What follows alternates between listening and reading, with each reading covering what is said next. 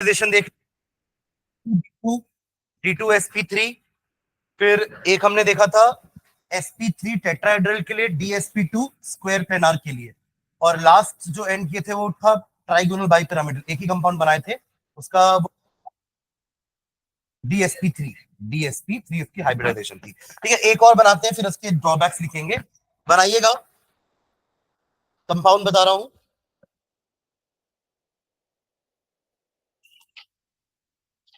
हाँ लिखेंगे, टेट्रामाइन copper 2, टेट्रामाइन copper 2 का भी फॉर्मेशन देखते हैं वीबीटी से, फिर हम ड्रॉबैक्स लिखेंगे वीबीटी के। ठीक है, टेट्रामाइन कॉपर 2, इसको बनाने से पहले एक बार जो हमने NiCN4 2 नेगेटिव बनाया ना उसको देख लेना, फिर ये बनाना। देखो एक बार पीछे हमने बनाया है NiCN4 का 2 नेगेटिव, सबको मिला ये वाला? देखो पहले NiCN4 का 2 नेगेटिव, इसको देख रहे हैं एक बार सभी? सबको मिला कॉपी में? तो उसकी ज्योमेट्री क्या हो रही थी, और पूरा ऑब्जर्व करो क्या क्या किया था हमने। पहले हमने Ni2 पॉजिटिव बनाया, पीछे पेयरिंग कर दी, तो DsP2 होकर के उसका स्क्वायर प्लेनार ज्योमेट्री हो गया। पेयरिंग किए ना, तो उससे एक डी खाली हो गया और ज्योमेट्री हो गई उसकी, मतलब हाइब्रिडाइजेशन हो गई उसकी DsP2, एंड ज्योमेट्री हो गई स्क्वायर प्लेनार। ये किया था हमने, उसी कैटेगरी का है ये। ठीक है, कौन सा जो मैंने अभी दिया आपको, टेट्रामाइन कॉपर 2, ये होगा कॉपर 2। कई लोगों ने जो फॉर्मूला लिखना था ना नाम देख करके, उसमें आप लोगों ने ये आयन का वो नहीं लिखा चार्ज, तो भी गलत हो जाएगा। समझ रहे हैं क्या? वरना नाम देख करके फॉर्मूला लिखना इजी है, बट आप ये चार्ज भूल जाओगे तो गलत हो जाएगा ना। तब भी मैंने हाफ मार्क दिया, किसी ने चार्ज भूल गया पर ये सब सही लिखा तो मैंने आधा नंबर दे दिया, बट एग्जाम में जरूरी नहीं आपको मिले ऐसा नंबर। तो ध्यान रखें जब आप लोग फॉर्मूला लिख रहे हैं तो मेटल के बाद सारे लाइगेंड्स अल्फाबेटिकल ऑर्डर में, उसके बाद आपको मेटल का तो ऑक्सीडेशन नंबर दिया रहता है ब्रैकेट में नाम में, तो उसका और जितने भी लाइगेंड्स हैं उन सबके चार्जेस को ऐड करके जो भी ओवरऑल नंबर आएगा वो ऊपर लिखना है। समझ लो मैं क्या बोल रहा हूं, तब फॉर्मूला कंप्लीट माना जाएगा। Am I clear? ठीक है, और अगर ये तो सिर्फ आयन है, अगर काउंटर आयन भी होता तो फिर फॉर्मूला बनाना भी है क्रिस क्रॉस करके। जैसे पोटेशियम दिया होगा इसमें, तो पोटेशियम का के पॉजिटिव होता है, हालांकि ये दोनों पॉजिटिव नहीं हो सकता, मैं जैसे एक एग्जांपल बता रहा हूं, समझ लो 2 नेगेटिव है, तो फिर आपको क्रिस क्रॉस करके भी फाइनल फॉर्मूला बनाना पड़ेगा। Am I clear? तो ऐसा नहीं कि फॉर्मूला नाम देख करके फॉर्मूला बनाना इजी है। समझ रहे हैं क्या? उसमें भी आपको सारी चीजों का ध्यान रखना पड़ेगा कि हमें कॉम्प्लेक्स एंटिटी को पहले लिखना है, काउंटर आयन को बाद में लिखना है, कि कॉम्प्लेक्स को बाद में, काउंटर को पहले। उसके लिए रूल तो हमारा फिक्स है ना कि कैट आयन पहले आएगा और एन आयन बाद में आएगा, वो नाम हो या वो फॉर्मूला हो। आप सुन रहे हो? नाम हो या फॉर्मूला हो, कैट आयन पहले एन आयन बाद में। और फॉर्मूला जैसे हम नॉर्मल कंपाउंड में बनाते थे क्रिस क्रॉस करके उनके चार्जेस को, यहां भी वही करना है। क्लियर है? चलिए इसका बनाइए वीबीटी। कॉपर का ऑक्सीडेशन स्टेट क्या है? +2। ठीक है, और कॉपर का एटॉमिक नंबर क्या होता है? कॉपर का एटॉमिक नंबर 30 तो जिंक का है, 28 तो निकल का है, 29, अरे 24 और 29 तो 11 से पढ़ते आ रहे हैं, कॉपर एंड क्रोमियम। कॉपर का कितना होता है? 29, क्रोमियम का 24 एंड कॉपर का 29। चलो कॉपर का तो बना लो पहले, 29 के हिसाब से क्या रहेगा कॉन्फ़िगरेशन?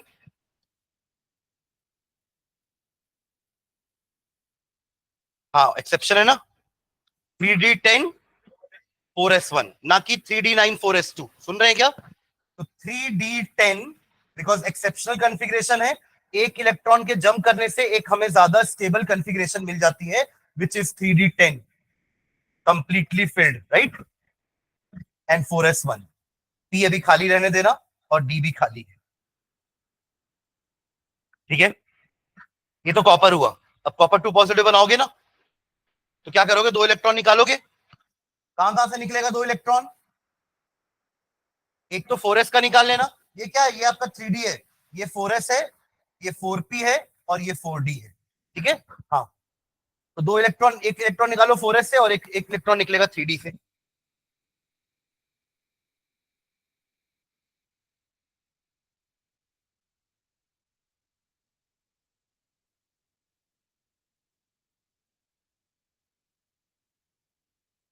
कुछ ऐसा होगा।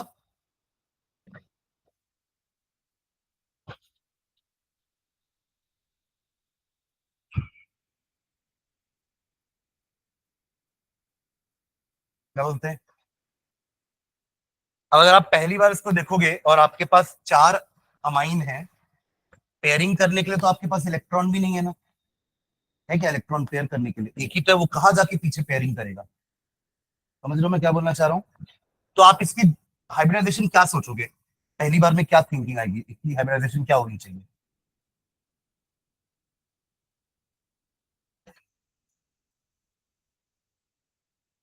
अरे हमको तो 4 ही चाहिए ना, देखो जितने लाइगेंड उतने नए ऑर्बिटल चाहिए। अगर आपका कोऑर्डिनेशन नंबर 6 होता तो हमको 6 हाइब्रिड ऑर्बिटल चाहिए होते, तो आप D2sp3 या sp3d2 बोलते। 4 है तो आपके पास दो ऑप्शन है, sp3 या DsP2। 4 हो रहे हैं ना, देख, 1 और 3 4, 1 2 3 4, 4 कोऑर्डिनेशन नंबर के लिए यही दो हाइब्रिडाइजेशन पॉसिबल है। और 6 के लिए दो पॉसिबल है, D2sp3 या sp3d2। इन दोनों में से कौन सा इनर ऑर्बिटल कॉम्प्लेक्स है, कौन सा आउटर ऑर्बिटल कॉम्प्लेक्स है, जल्दी बताओ। नीचे वाला, नीचे वाला आउटर है भाई, ये इनर है ना, देखो ना अंदर लिखा मतलब इनर है ना। इनर मतलब आप 3D का 2 यूज कर रहे हो, और आउटर मतलब आप 4 के डी यूज कर रहे हो, सुन रहे हैं क्या। तो 6 वाले में ये दो पॉसिबल है हाइब्रिडाइजेशन, ज्योमेट्री ऑक्टाहेड्रल होगी। ये अच्छा है कि भले D2sp3 हो या sp3d2, हमने गलत भी लिख दिया तो हम ज्योमेट्री तो सही मारेंगे ऑक्टाहेड्रल।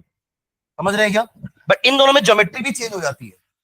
इसकी ज्योमेट्री थी टेट्राहेड्रल और इसकी ज्योमेट्री है स्क्वायर प्लेनार।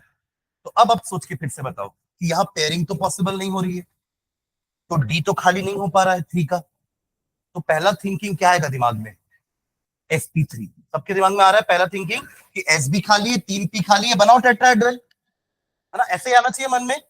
बट गलत है ये। क्यों गलत है, क्योंकि एक्सरे स्टडी से पता चला कि इसकी ज्योमेट्री स्क्वायर प्लेनार है, और वो तभी पॉसिबल है जब उसका हाइब्रिडाइजेशन DsP2 होगा। तो अब देखो नया VBT ने क्या किया, तो मैंने बोला कि बहुत सारे एजम्पशन है, यही इसके ड्रॉबैक है।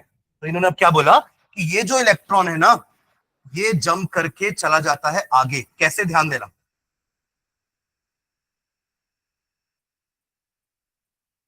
ये चला जाएगा P के लास्ट में, यहां पे। तो इससे ये DsP2 खाली हो गया और अब बन जाएगा स्क्वायर प्लेनार कॉम्प्लेक्स। अब ये चीज कैसे किसको याद रहेगी कि ऐसा करना है। अब आप तो एग्जाम हॉल में थोड़ा एक्सपेरिमेंट करोगे, एक्सरे स्टडी करके निकालोगे कि कॉपर, टेट्रामाइन कॉपर का ज्योमेट्री स्क्वायर प्लेनार है, तो इसकी ज्योमेट्री, इसका हाइब्रिडाइजेशन DsP2 होगा, नहीं पता रहेगा ना हमको, और हम याद भी नहीं रखेंगे। तो ये इसका ड्रॉबैक है एक्चुअली। अभी तक तो वो ये सोच के बता रहे थे ना कि पेयरिंग इसलिए हो रही है या पेयरिंग नहीं हो रही है बिकॉज पैरामैग्नेटिक। अब तो ये पैरामैग्नेटिक भी है स्लाइटली, है ना, अभी भी है, वहां पे वहां लेके जाओ तब भी पैरामैग्नेटिक। बट अब इसकी वो हाइब्रिडाइजेशन जस्टिफाई नहीं कर पा रहे, तो ये नया तरीका निकाला उन्होंने कंफ्यूज करने का कि DsP2 ऐसे करूंगा मैं। समझ में आ रहा है क्या, एम आई क्लियर। ठीक है, देखिए ये थ्योरी में ही बहुत सारा फेल्यूर है। ठीक है, इसलिए थोड़ा सा कंफ्यूजिंग आपको लग रहा हो कि हम क्या कर रहे हैं, कभी पेयरिंग कर रहे हैं कभी नहीं कर रहे हैं। क्योंकि पूरे थ्योरी में कहीं पे भी ना लाइगेंड की बात नहीं हुई है। वो हम अगली थ्योरी में पढ़ेंगे CFT में, कि स्ट्रॉन्ग लाइगेंड के कारण पेयरिंग हो जाती है, वीक लाइगेंड के कारण पेयरिंग नहीं होती है। ठीक है, तो आप लोग भी अगला ये बना लो, copper 2 positive in DsP2 hybrid state, बना लीजिए इसको।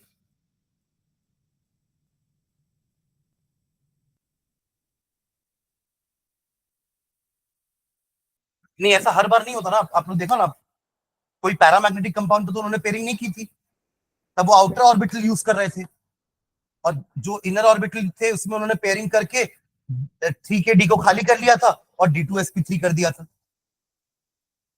ठीक है, तो इट इज नॉट लाइक कि मेन रीजन है लाइगेंड्स। जब लाइगेंड अप्रोच करते हैं ना, तो वो अपनी फील्ड से इलेक्ट्रॉन को धक्का दे देते हैं, रिपेल कर देते हैं, जिसके कारण वो ऐसे पेयरिंग कर लेते हैं।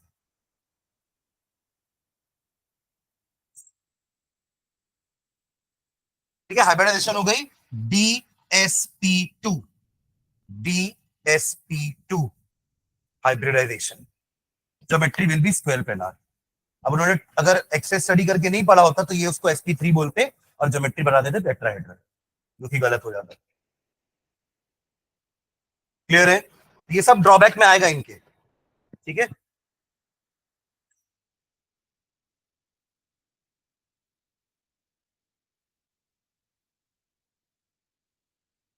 डन। चलिए ड्रॉबैक लिखते हैं, हेडिंग डालना ड्रॉबैक्स ऑफ वीबीटी, इसके बाद सीएफटी स्टार्ट करेंगे।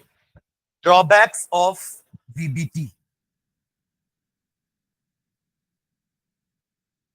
Drawbacks of VBT, valence bond theory. First point लिखेंगे, it cannot explain why some complexes, it cannot explain, it cannot explain why some complexes of a metal ion,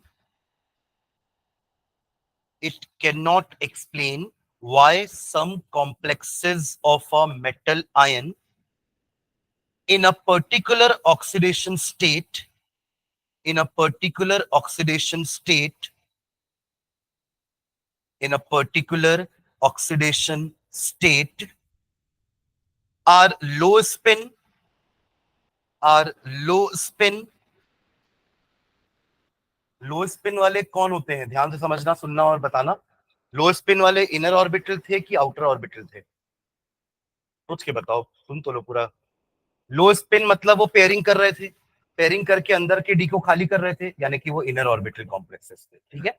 तो Y, sorry, in a particular oxidation state are low spin, that is inner orbital complexes, that is inner orbital complexes,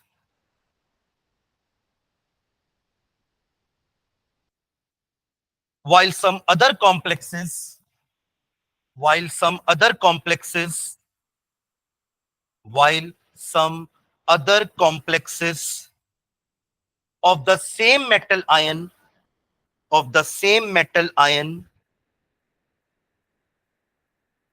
in the same oxidation state, in the same oxidation state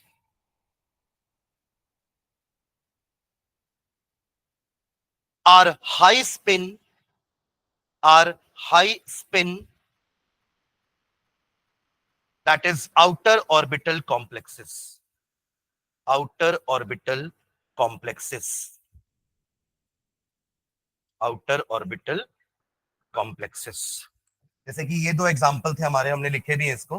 cobalt के साथ 6 amine था, 3 positive, और वही cobalt के साथ 6 fluorine था,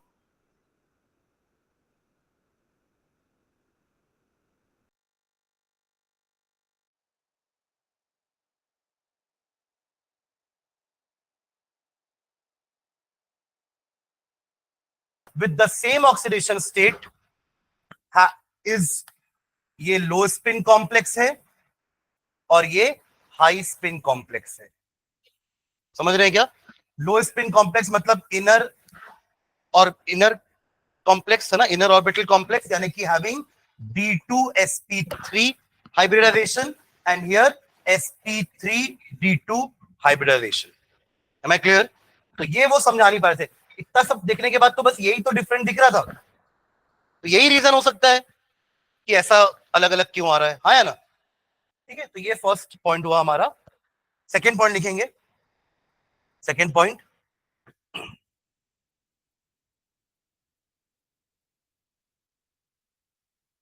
it does not give any explanation, it does not give any explanation, it does not give any explanation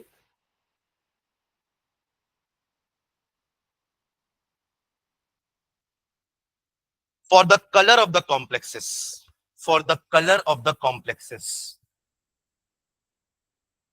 for the color of the complexes।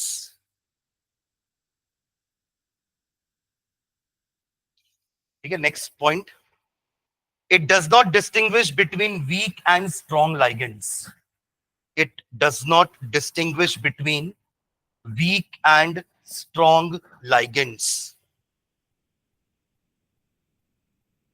it does not distinguish between weak and strong ligands।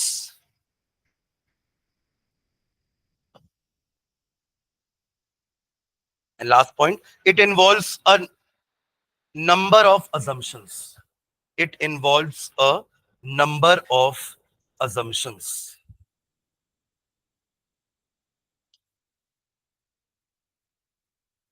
It involves a number of assumptions. ठीक है, चलिए next hand डालेंगे. Third theory, हमने पहले Werner theory पढ़ा था. Second was valence bond theory, VBT. And the last third one is third crystal field theory. Crystal field, ये crystal word और कहां पढ़ा आपने, बताना मुझे. Crystal word, crystal field theory, full form, short form is CFT. Crystal word और कभी सुने क्या, कहां पे? Water of crystallization. और उसके अलावा क्रिस्टल लैटिस. क्रिस्टल लैटिस किनका होता है? देखो, ज्योमेट्री कोवेलेंट कंपाउंड्स की होती है, क्योंकि वहां प्रॉपर बॉन्ड बनती है ना. ये तो इलेक्ट्रोस्टैटिक फोर्स ऑफ अट्रैक्शन से जुड़े हुए हैं. इलेक्ट्रॉन का ट्रांसफर होता है ना आयनिक कंपाउंड्स. किसमें सुनते हैं अपन ये? आयनिक कंपाउंड्स में. Ionic compounds are crystalline in nature, ऐसा पढ़ते थे हम क्लास 10th में. प्रॉपर्टीज ऑफ आयनिक कंपाउंड में पहला पॉइंट ये होता था कि ionic compounds are crystalline in nature, यानी कि जब वो कंपाउंड्स बनते हैं तो उनका क्रिस्टल लैटिस बनता है. उसी को लैटिस एंथैल्पी बोलते हैं, ब्रेक करने के लिए बॉन्ड. अगर आपको NaCl ब्रेक करना है तो आपको एक एनर्जी देनी पड़ेगी Na पॉजिटिव और Cl नेगेटिव को निकालने के लिए, और उस एनर्जी को हम लैटिस एंथैल्पी बोलते हैं, हम पढ़ते थे थर्मोडायनेमिक्स में. और एक होता था बॉन्ड एंथैल्पी, वो है HCl को तोड़ने के लिए, क्योंकि HCl के बीच में बॉन्ड कौन सी है? कोवेलेंट. और NaCl के बीच में बॉन्ड कौन सी है? आयनिक. तो इसके लिए स्ट्रक्चर बनता है क्रिस्टल लैटिस, और इसके लिए जो ज्योमेट्री बनती है, स्ट्रक्चर बनता है, उसको ज्योमेट्री बोलते हैं. जो अपन ये सारे पढ़ते आ रहे हैं, वेस्पर थ्योरी एंड ऑल, है ना, वो सब क्या कहलाती है? ज्योमेट्री. और इनका कहलाता है क्रिस्टल लैटिस. तो आप ये समझना कि इस थ्योरी में को ये कॉम्प्लेक्स कंपाउंड्स में आयनिक नेचर को भी कंसिडर किए हैं. अभी तक हम सिर्फ कोवेलेंट नेचर को कंसिडर कर रहे थे, शेयरिंग वाला पार्ट. बट एक्चुअली कोऑर्डिनेट ना दोनों का मिक्सचर होता है. कोऑर्डिनेट बॉन्ड में दोनों चीज होती है, इसलिए उसका एक नाम और है, को आयनिक. उसमें कोवेलेंट नेचर भी होता है और उसमें आयनिक नेचर भी होता है. और वीबीटी तो सिर्फ कोवेलेंट नेचर की बात कर रहा था. It did not consider the ionic nature of the bond, सिर्फ कोवेलेंट नेचर की बात कर रहा था कि डोनेशन, शेयरिंग हो रही है इलेक्ट्रॉन्स की between ligand and metal atom, जिसमें भले वो शेयर्ड पेयर लाइगेंड ही दे रहा है, बट शेयर तो दोनों कर रहे हैं ना. बट उन्होंने कोई भी बात आयनिक कंपाउंड की नहीं की, आयनिक नेचर की नहीं की. पर अब ये आयनिक नेचर की बात करेंगे इस थ्योरी में. क्या बोल रहे हैं कि मेटल एटम पॉजिटिव हेड है, और जो लाइगेंड आ रहा है वो एक नेगेटिव हेड है, और वो नेगेटिव हेड आ रहा है अपनी एक फील्ड के साथ. समझ रहे? Crystal field. समझ रहे? क्रिस्टल और फील्ड कहां से आ गया? ये फील्ड आपकी वही इलेक्ट्रिक फील्ड जो चार्जेस की होती है. अगर आप कहीं पर एक पॉइंट चार्ज रख दो, पॉजिटिव चार्ज रख दो, तो उसके अराउंड में उसकी एक फील्ड होगी ना. तो इन द सेम वे जो लाइगेंड आ रहा है उसकी एक नेगेटिव फील्ड होगी. वो जब वो अप्रोच करेगा और पास आता जाएगा मेटल एटम के, तो वो मेटल एटम के इलेक्ट्रॉन्स को रिपेल करेगा. इसलिए पेयरिंग होती है. समझ रहे हैं मैं क्या बोल रहा हूं? ठीक है. तो crystal field theory deals with the ionic nature of the coordinate bond. Ionic nature of, है तो पूरा कोऑर्डिनेट बॉन्ड ही, बट उसका आयनिक नेचर में ज्यादा फोकस किए. मैं क्लियर? तब हम प्रॉपर लाइगेंड को भी समझा पाएंगे कि हाँ ये स्ट्रॉन्ग लाइगेंड था, ये वीक लाइगेंड है. ठीक है, लिखेंगे इसके बारे में. Crystal field theory, main points of this theory are, main points of this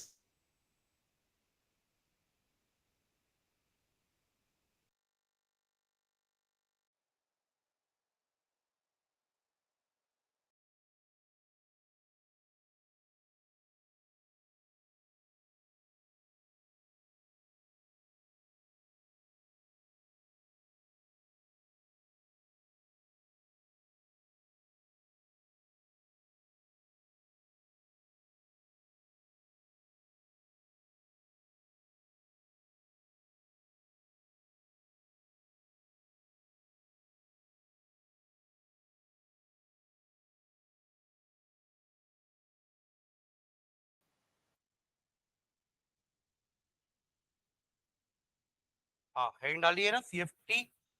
इसमें लिखेंगे the main points of this theory are, first point लिखना. First point, VBT considered, VBT considered, valence bond theory, VBT considered the metal ligand bond to be covalent. समझ के लिखना जो लिख रहे हो ना। VBT considered the metal ligand bond to be covalent. Line समझ में आई? VBT मेटल लाइगेंड बॉन्ड को सिर्फ कोवेलेंट मान रहा था, आयनिक नेचर उन्होंने कंसिडर नहीं किया था, ठीक है। Comma CFT considers the bond to be ionic,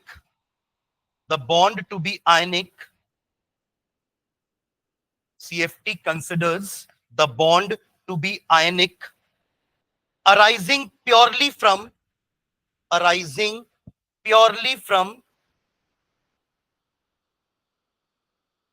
electrostatic interaction between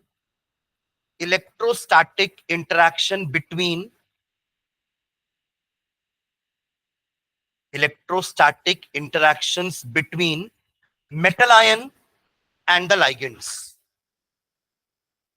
electrostatic interaction between metal ions and ligands, जहां पे आपका लाइगेंड नेगेटिवली चार्ज्ड होगा और मेटल आयन आपका पॉजिटिवली चार्ज्ड, ठीक है। उन दोनों के बीच में अट्रैक्शन होकर बॉन्ड बनेगी, ठीक है। पर अगर कोई लाइगेंड न्यूट्रल है तो उसके पास इलेक्ट्रॉन पेयर तो है, तो भी वो नेगेटिव चार्ज ही कहलाएगा, राइट। ओके, सेकेंड पॉइंट लिखेंगे। Second point, it treats, second point CFT के बारे में, it treats each ligand as a, it treats each ligand as a point of negative charge,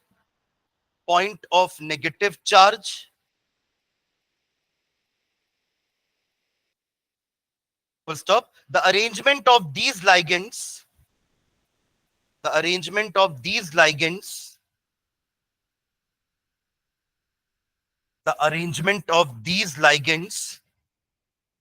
around the central metal ion,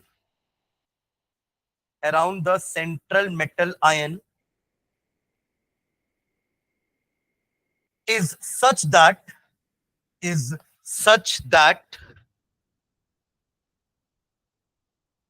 the repulsions between these negative points,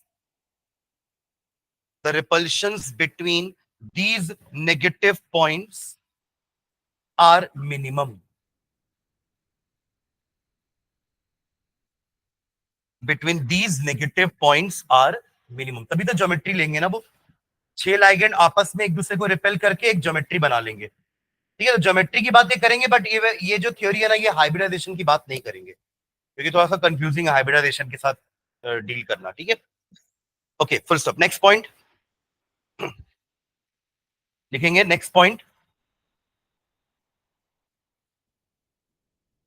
this theory considers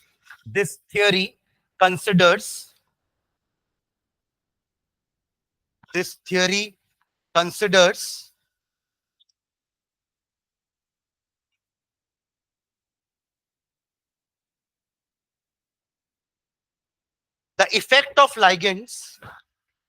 This theory considers the effect of ligands on the relative energies of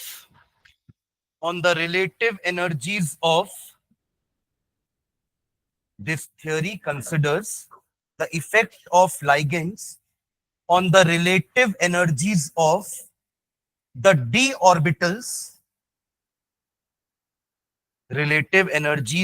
the d orbitals, of the central metal atom. Relative energies of the d orbitals of the central metal atom. Full stop. According to this theory, in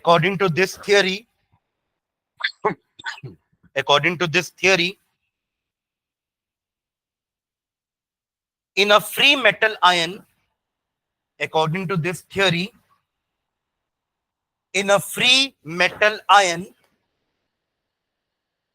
d के पास कितने orbitals हैं? नाम पता है किसी को? पांचों के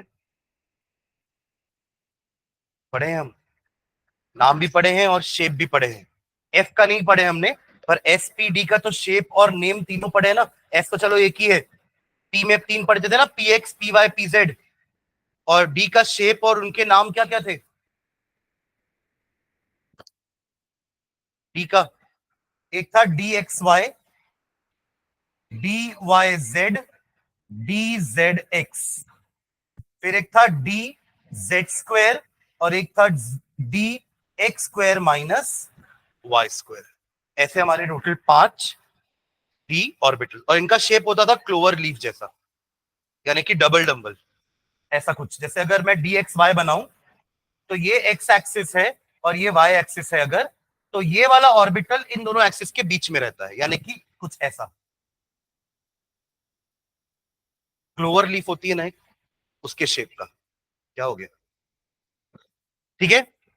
अब ऐसे ही अगर मैं डी वाई जेड बनाऊं तो ये हो गया वाई एक्सिस, ये हो गया जेड एक्सिस। अगर मैं डी जेड एक्स बनाऊं तो ये हो गया जेड एक्सिस और ये हो गया एक्स एक्सिस। 3 समझ गए? शेप सबका ऐसे ही रहेगा, बस ओरिएंटेशन अलग अलग है। ये वाला z और x के बीच में है, ये वाला y और z एक्सिस के बीच में होगा, और ये x और y एक्सिस के बीच में होगा, अलोंग नहीं।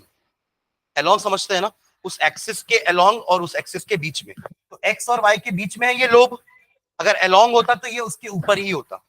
जैसे कि अगर z स्क्वायर की बात करूं मैं, तो डी जेड स्क्वायर कैसा होता है, ये है z एक्सिस अगर, तो ये रहा D Z square along the z axis. समझ रहे हैं? प्लस इसके अलावा इसके ऊपर क्या रहता है, एक एंगुलर रिंग होती है, जैसे हुल्ला हुप जैसा, ऐसा समझ लो, इस टाइप का एक रिंग होगा around the this dumbbell shape. ये है डी जेड स्क्वायर। तो D Z square is along the Z axis, मतलब जिस साइड में जेड एक्सिस है उसका लोब उस साइड में ही है, बीच में नहीं है। और एक जो x square minus Y square है, उसका लोब, ये एक्स एक्सिस है, अगर ये वाई है तो ये रहा एक, और ये रहा है चारों क्लोवर लीफ, इसको छोड़ के पांचों में एक को छोड़ दो तो चारों का क्या है शेप, क्लोवर लीफ। बस 3 में क्या है, वो जो लोब्स हैं वो एक्सिस के बीच में है, और जो चौथे में जो लोब्स हैं वो एक्सिस के अलोंग में है। दिख रहा है आपको, एक्स एक्सिस और वाई एक्सिस के ऊपर ही है। ठीक है, एक मिनट, ये कौन अल्लाह कराना देख के आता हूँ।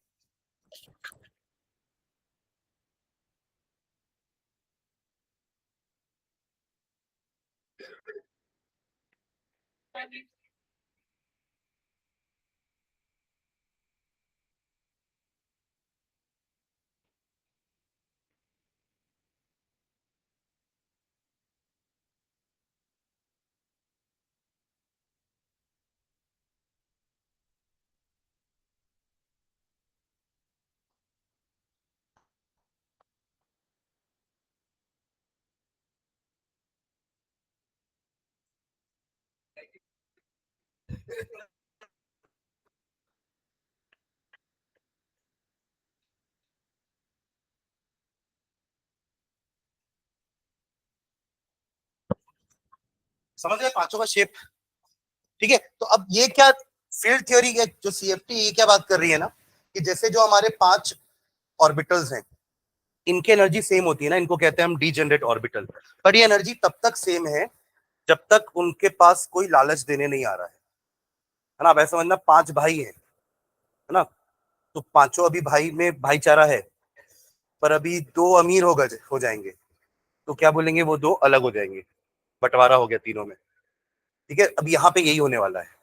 क्या होगा पता है, जब लाइगेंड्स अप्रोच करते हैं ना, जैसे मैं अगर ऑक्टाहेड्रल कॉम्प्लेक्सेस की बात करूं, if I talk about octahedral complexes having 6 ligands, तो ये 6 लाइगेंड्स ना एक्सिस के अलोंग अप्रोच करते हैं। मतलब 4 आते हैं, ऑक्टाहेड्रल का शेप तो पता है आप लोगों को, राइट? ये आपका अगर सेंट्रल मेटल एटम है तो एक यहां रहेगा, दूसरा यहां रहेगा, वही 4 कॉर्नर में स्क्वायर के, है ना, और 2 ऊपर से आएंगे। और यही है हमारी x axis, y axis, z axis. समझ रहे हैं क्या? तो लाइगेंड्स कहां से आ रहे हैं, अलोंग द एक्स एक्सिस। ये रहा एक्स एक्सिस, ये X positive X axis, negative X axis, तो अलोंग द एक्स एक्सिस आ रहे हैं, अलोंग द वाई एक्सिस आ रहे हैं, and along the Z axis आ रहे हैं। समझे क्या? तो जिस तरफ से आ रहे हैं ना, उन ऑर्बिटल्स को रिपल्शन ज्यादा मिल जाता है, क्योंकि वहां से आ रहे हैं वो, है ना। समझ रहे हैं आप लोग? तो कौन से 2 ऑर्बिटल को ज्यादा रिपल्शन मिलने वाला है, डी जेड स्क्वायर और d x square minus Y square. बाकी 3 तो बीच में है, जो बनाया ना अपन, इसको और इसको ही ज्यादा रिपल्शन मिलने वाला है, क्योंकि ये लोग एक्सिस के अलॉन्ग में है। एक लाइगेंड यहां से आ रहा है, एक लाइगेंड यहां से आ रहा है, एक यहां से, एक यहां से, एक यहां से और एक यहां से, समझ रहे हैं? तो इनको ज्यादा क्या मिलने वाला है? रिपल्शन। तो इनकी एनर्जी बढ़ जाएगी। आप समझ रहे हो? अब जो डीजेनरेसी थी ना, वो ब्रेक होने वाली है। 5 में से 2 की एनर्जी ज्यादा हो जाएगी, और वो जो 3 है वो लोअर एनर्जी में चले जाएंगे। सुन रहे हैं? मतलब आपस में 5 में ही 2 हिस्से में बंटवारा हो जाएगा। जो अपन पांचों एक साथ ऐसे बना रहे थे ना अभी तक, डी के पांचों एक साथ बना रहे थे ऐसे, क्योंकि सबकी एनर्जी सेम थी इसलिए एक ही लाइन में बन रहा था। बट अब हम क्या करेंगे, इसको 2 पार्ट में डिवाइड करेंगे। वो जो 3 है जिनकी एनर्जी कम है, कौन कौन है वो? D x y, d y z and d z x, which are between the axis. उनके पास लाइगेंड आ रहा है बट एकदम स्ट्रेट नहीं आ रहा है, उनको उतना ज्यादा इफेक्ट नहीं पड़ रहा है लाइगेंड का, क्योंकि उनके साइड से लाइगेंड नहीं आ रहा है। पर जो बाकी 2 है उनकी एनर्जी क्या हो जाएगी? बढ़ जाएगी। अगर ये एनर्जी लेवल डायग्राम है तो नीचे जो है उनकी एनर्जी कम है, ऊपर जो है उनकी एनर्जी ज्यादा है। समझ में आ रही बात? हाँ, तो ऐसे क्रिस्टल फील्ड की स्प्लिटिंग हो गई। ठीक है, और ये क्यों हुआ? जस्ट बिकॉज वो लाइगेंड्स अप्रोच कर रहे थे, रिपल्शन जिनको ज्यादा मिला उनकी एनर्जी बढ़ गई और बाकी 3 की एनर्जी कम रह गई। ठीक है, चलो लिखते हैं इसके बारे में। क्या लिखा आपने अभी पॉइंट? ये समझ गए जो लाइन लिखा आपने कि this theory considers the effect of ligand on the relative energies of D orbital of central atom. समझ गए क्या? अब तक डी को तो अपन पांचों की एनर्जी सेम मान रहे थे, बट ये थ्योरी डी ऑर्बिटल की एनर्जी को भी कंसिडर कर रही है कि उसकी एनर्जी पे क्या इफेक्ट पड़ेगा जब लाइगेंड पास आते हैं। क्लियर है? कुछ की एनर्जी बढ़ जाती है, कुछ की एनर्जी कम हो जाती है। ठीक है, okay, full stop. According to this theory, ये लिखे थे, स्टार्ट किए थे।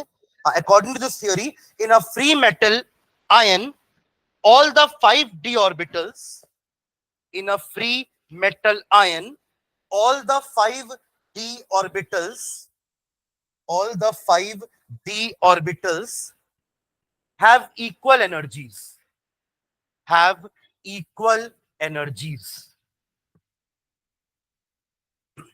ये लाइन क्लियर है क्या? जब तक वो मेटल फ्री है तब तक सारे ऑर्बिटल की एनर्जी सेम है, पर दिक्कत कब आएगी? जब लाइगेंड अप्रोच करेंगे तब ये चीज होगी। ये चीज पहले से नहीं होती ना। ठीक है, ओके।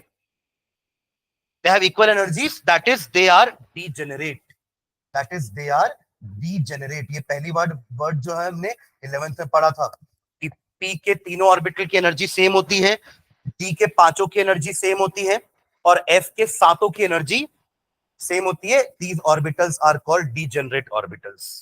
ठीक है, degenerate, full stop। This degeneracy is maintained, this degeneracy is maintained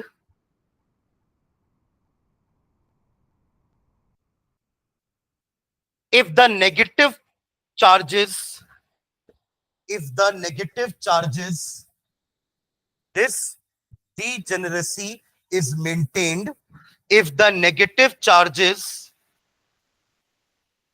present around the central atom, present around the central atom, present around the central atom, form a spherical, forms a spherically symmetrical field, forms a spherically symmetrical field।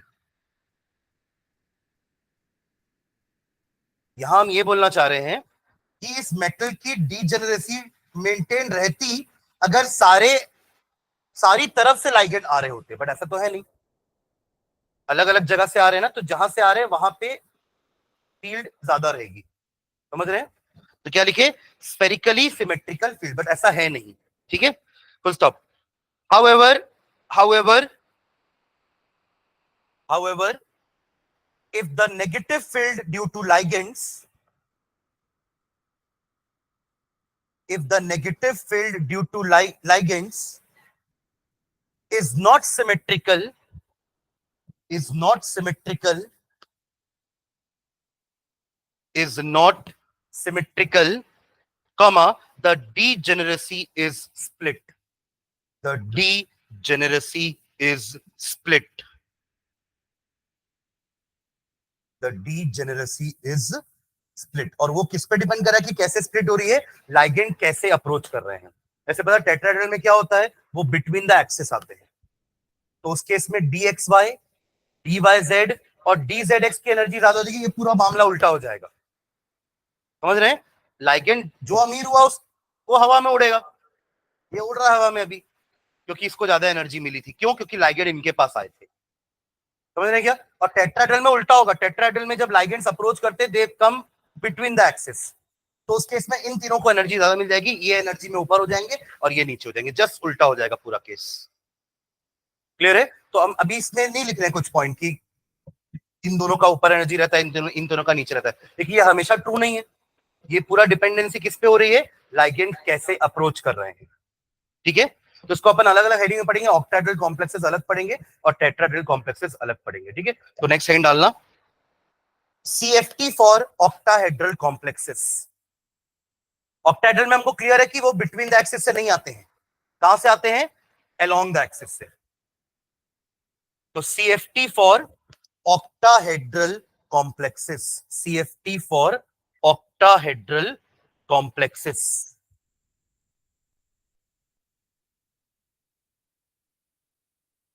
ठीक है, तो octahedral complex का एक diagram बनाना, जहां पे आपका ये रहा सेंट्रल एटम, और लाइगेंड्स को हम नेगेटिव चार्जेस से डिनोट करेंगे। ठीक है, मेटल आपका positive charge and all the 6 ligands are negative point charges. ठीक है, क्योंकि आयनिक बॉन्ड कंसीडर कर रहा है ये, तो पॉजिटिव नेगेटिव आएगा। ठीक है, तो ये रहा आपका एक नेगेटिव चार्ज, बनाते चलो साथ में।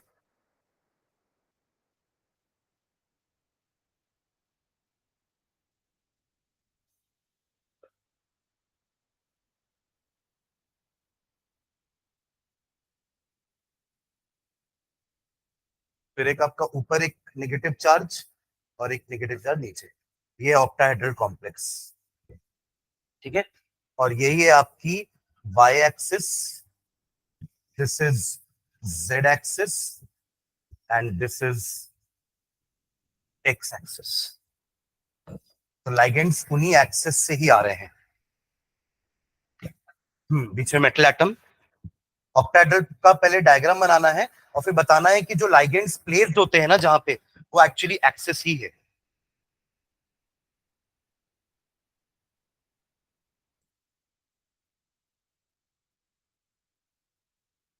ये इस प्लेन के ऊपर है ना, और ये वाला लाइगेंड प्लेन के नीचे है। इमेजिन करना पड़ेगा कि ये अगर आपका प्लेन है स्क्वायर प्लेनार, तो एक लाइगेंड ऊपर है और एक लाइगेंड नीचे है। क्लियर? और ये समझ लो एक्स एक्सिस है ना, ये वाई एक्सिस और ये जेड एक्सिस, और उन्हीं के अलोंग लाइगेंड्स प्रेजेंट होते हैं। ठीक है, समझ में आ रही बात?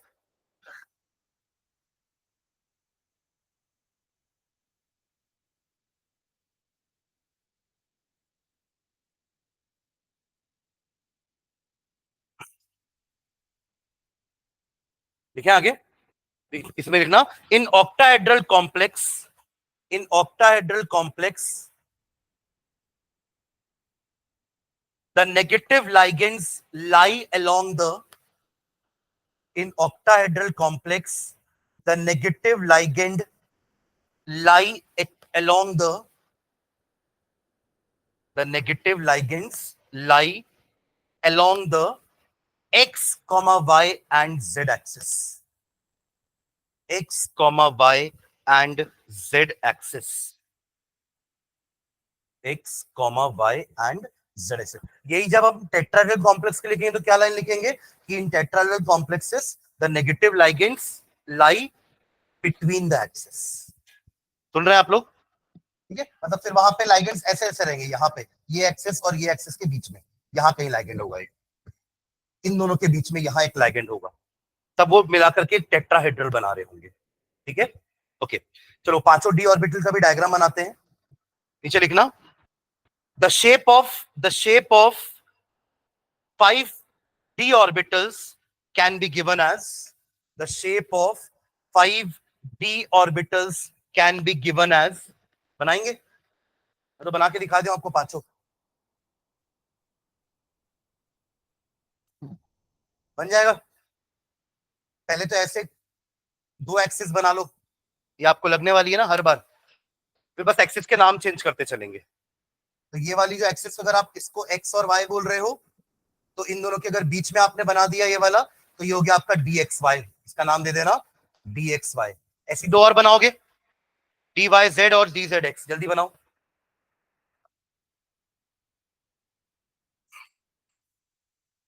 ये ऑर्बिटल का शेप समझ में आता ना, अपन 11th में पढ़े हैं कि इन्हीं रीजन में इलेक्ट्रॉन की होने की प्रोबेबिलिटी मैक्सिमम है। वही तो ऑर्बिटल का डेफिनेशन होता था कि it is the region of space, है ना, जहां पर probability of finding the electron is maximum. Orbit concept खत्म हो गया था ना हेजनबर्ग अनसर्टेनिटी प्रिंसिपल के कारण, कि there is no definite path जहां पे इलेक्ट्रॉन रहते हैं, वो रहते हैं स्पेस में इन अ रीजन कॉल्ड ऑर्बिटल। ठीक है, तीन बन गए। डी वाई जेड बना लो, डी वाई जेड, तो वहां पे आप एक वाई और एक जेड कर देना, शेप पूरा सेम रहेगा ना। सुन रहे क्या बोल रहा हूं, ये जेड हो जाएगा बस। ठीक है, अब एक और बनाओगे, वो आप, ये आपका डी वाई जेड हो गया। ठीक है, और ऐसे ही बन जाएगा आपका डी जेड एक्स। बनाइए डी जेड एक्स भी, बस एक्सिस के नाम चेंज कर लो और कुछ नहीं, शेप तो सेम है। ठीक है, डन। चलो वो दो बनाते हैं जो अलोंग द एक्सिस वाले हैं, तो डी जेड स्क्वायर बनाना, ये आपका जेड एक्सिस, और ये हो गया आपका, और ये आपका एक एंगुलर रिंग,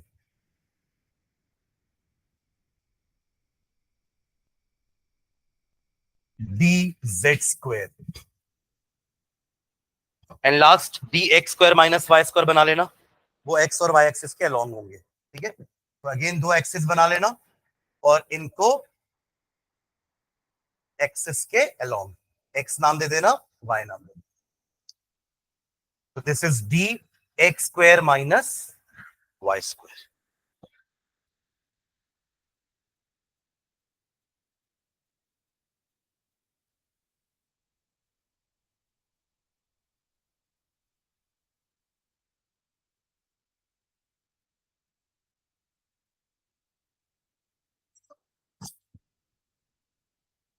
इसको अगर z मान ही लियो फाइनल, तो ये x होगा, फिर ये y होगा, तो यही वाला ऑर्बिटल आपको ऐसा भी दिख सकता है कई बुक में ऐसा, तो फिर यहाँ पे x और यहाँ y लिखा होगा और ये z होगा। सुन रहे हैं क्या, बट ये तीनों एक ही प्लेन में नहीं है ना, समझ रहे हैं ना, ये तीन कुछ इस जैसे है ना, ऐसे x y z। ठीक है, तो ऐसा भी होगा तो भी करेक्ट है ना, आपने ऐसी वजह घुमा दिया तो वो बन गया। ठीक है ना, बस ये ध्यान रखना कि जिस लोब आपने जिस एक्सिस में बनाया उसमें x और y लिखा होना चाहिए, तभी तो मानेंगे ना कि वो D x square minus Y square है। ठीक है, तो ये भी करेक्ट है डायग्राम इसका, और ये भी करेक्ट है, चलेगा। ठीक है, चलिए नीचे लिखना, as the ligand approach the metal ion, as the ligands approach the metal ion, as the ligands approach the metal ion, there is repulsion between, there is repulsion between, there is repulsion between, किनके के बीच में होने वाला है, एक ligand और ये D orbitals. ठीक है, repulsion between the ligands and the d orbitals, and the d orbitals। ठीक है, तो पहले क्या था, ये रहा आपका मेटल एटम समझ लीजिए, जिसके पांचों डी ऑर्बिटल अभी साथ साथ थे। ठीक है, बहुत दूर से जब लाइगेंड आ रहे थे तो चलो ठीक है, तभी पांचों को ज्यादा इफेक्ट नहीं पड़ा होगा, थोड़ी एनर्जी सबकी बड़ी होगी, पर अभी एकदम पास नहीं आए। पर जब एकदम अप्रोच करेंगे पास, तब तो वो डिसाइड कर लेंगे ना कि हम एक्सिस के पास जा रहे हैं, तब जाकर के ये स्प्लिट होगा दो और ये तीन पार्ट में। समझ रहे हैं आप लोग, पहले एनर्जी कम थी मेटल आयन की, जब थोड़े से लाइगेंड पास आने चालू हुए तो थोड़ी सी एनर्जी सबकी बड़ी बराबर तरीके से, बट जब लाइगेंड और पास आ गए तो क्लियर हो गया कि ये तो भैया एक्सिस के अलोंग से आ रहे हैं, तो इन्हीं दोनों को ज्यादा एनर्जी मिलेगी, तो और स्प्लिट होगा ये। ठीक है, ओके, तो क्या लिख रहे हैं, ligand and the d orbital, thereby raising their energy, thereby raising their energy, thereby raising their energy thereby raising their energy relative to that of free iron. Relative to that of free iron. Relative to that of free iron. ये free ion है. ये जब ligand दूर से approach कर रहे थे तो ऐसा लग रहा था कि सिमेट्रिकल फील्ड है, जब पास आए तो पता चला कि नहीं, सिमेट्रिकल फील्ड नहीं है, ये तो एक्सिस को ही टारगेट कर रहे हैं. ठीक है, तब फिर ऐसे स्प्लिट हुआ. ठीक है, full stop. If the D orbitals if the d orbitals were present in a if the d orbitals were present in a spherically symmetrical crystal field, spherically symmetrical crystal field, their energies would be same. Their energies would be same. But ऐसा है नहीं. Full stop. However, their energies would be same ना. However, as कौन से दो lobe along the axis है, dz square और x square minus y square. However, as dx square minus y square, dx square minus y square, ये नीचे थोड़ा लिखना वरना वो आपको इक्वेशन दिखेगा आपके मैथ्स का. सुन रहे हैं क्या? डिफरेंशिएट कर दोगे आप d को, मतलब x 2x को, थोड़ा ऐसा लिखना नीचे भैया ना. हाँ, क्या लिखे? as dx square minus y square and dz square orbitals have lobes along the axis,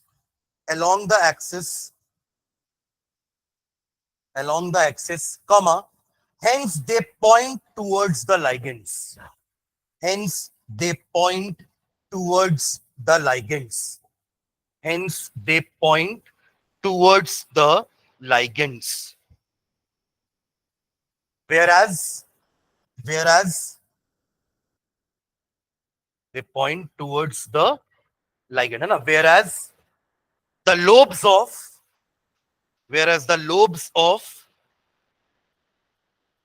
dxy और कौन है, dyz and dzx या dxz lie between the axis, comma, hence they lie between the ligands.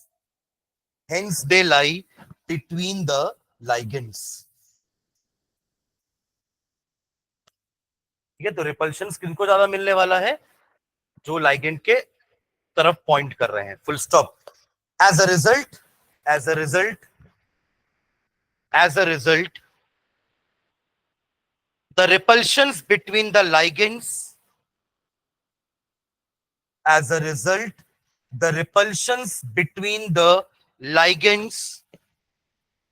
and the dx square minus y square, repulsion between the ligands and the dx square minus y square and dz square orbitals, are greater than the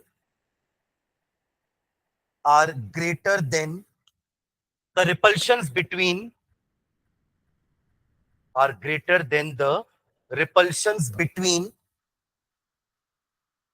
between the ligands, are greater than the repulsions between the ligands and the remaining three orbitals. Ligands and the remaining three orbitals. Full stop. Consequently, repulsion ज्यादा है तो energy भी ज्यादा हो जाएगी. Consequently, the energies of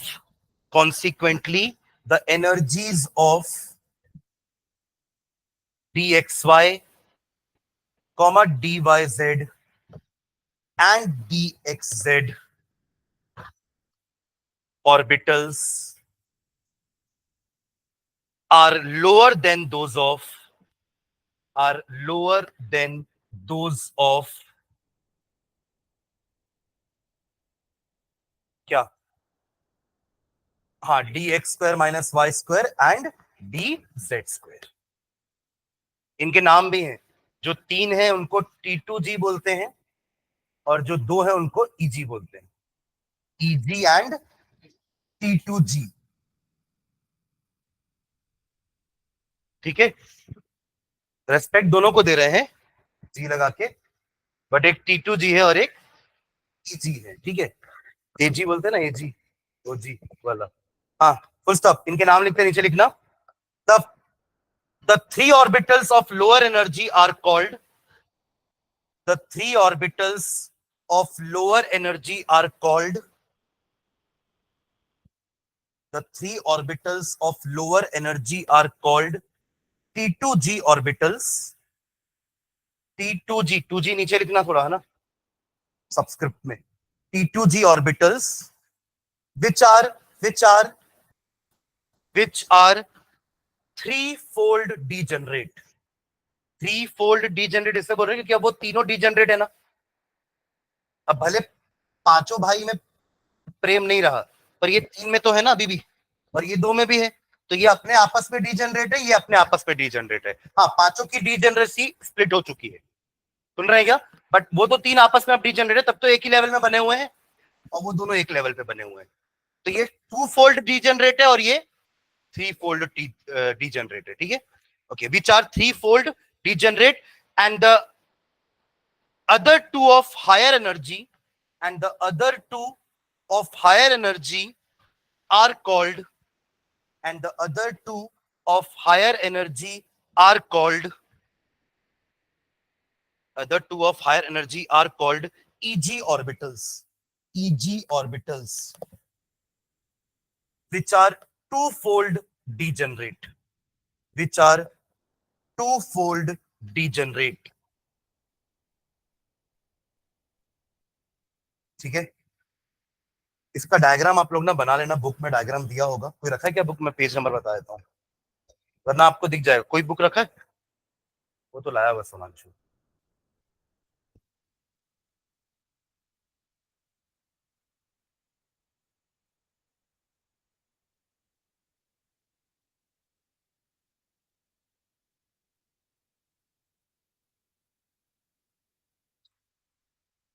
हाँ, page number 132 पे देखना, आपको डायग्राम दिख जाएगा। पेज नंबर 132, फिगर 5.8, फिगर है 5.8, पेज नंबर 132, जिसमें हेडिंग है, फिगर का नाम है D orbital splitting in an octahedral crystal field.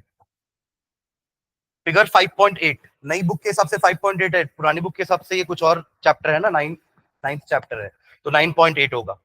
जिसमें आपको दिखेगा कि पांचों डी ऑर्बिटल की एनर्जी पहले सेम थी, पर जब स्पेरिकल फील्ड थी तो बढ़ गई सबकी एक साथ, पर जब एकदम लाइगेंड पास आ गए तो 2 की अलग हो गई, 3 की अलग हो गई। तो ये डायग्राम बना के लेके आना, this is for octahedral only ना। ये डायग्राम किसके लिए है? क्योंकि टेट्राहेड्रल के लिए उल्टा होने वाला है। ठीक है, तो इसके बारे में थोड़ा सा पार्ट और बचा, उसको अपन नेक्स्ट क्लास में करेंगे, पर डायग्राम बना के लेके आना ना। ठीक है, चलो, थैंक यू।